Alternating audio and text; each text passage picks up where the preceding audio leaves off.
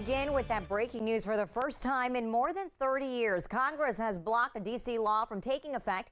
Good evening, and thank you so much for joining us. I'm Tasmin Mahfouz. And I'm Mark Hall in for Chris Flanagan. Today, the Senate voting in favor of disapproval resolution on the district's revised criminal code. Reporter Marielle Carbone joins us live in the newsroom. Yeah, and Marielle, we know hundreds of people rallied outside the Capitol today, calling for Congress to keep its hands off of D.C., and it appears that those calls went unheard. Yeah, Tasmin, and it's really not all that surprising. We know that Republican senators have been saying for weeks that they planned to block the revised criminal code from going into effect, and Democrats followed in suit with that today. Now, this vote, it really is a historic one, and one that goes directly against the fight for D.C. statehood.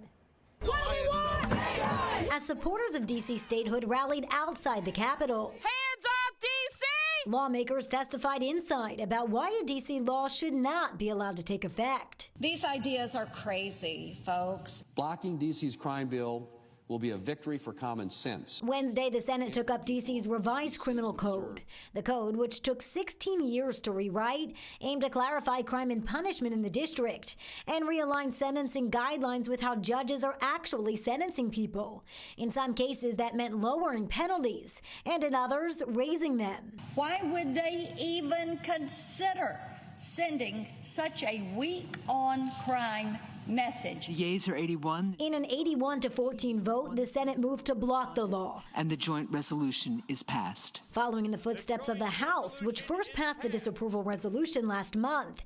It's the first time in more than 3 decades Congress overturned a D.C. law. No other jurisdiction in the United States of America has its laws subject to veto. Maryland Senator Chris Van Hollen, a strong supporter of D.C. statehood, voted against the resolution. Its residents, its citizens are fully capable of deciding their own law. I have not, in my 10 years in the Senate, seen such a distortion of facts. So did Senator Cory Booker, who says the code is actually tougher on crime, setting harsher penalties for crimes like sex assault and attempted murder than in several other states. It is now embroiled in scare tactics.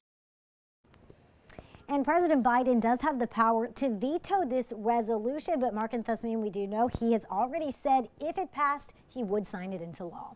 Reporting live in the newsroom, I'm Marielle Carbone, DC News Now.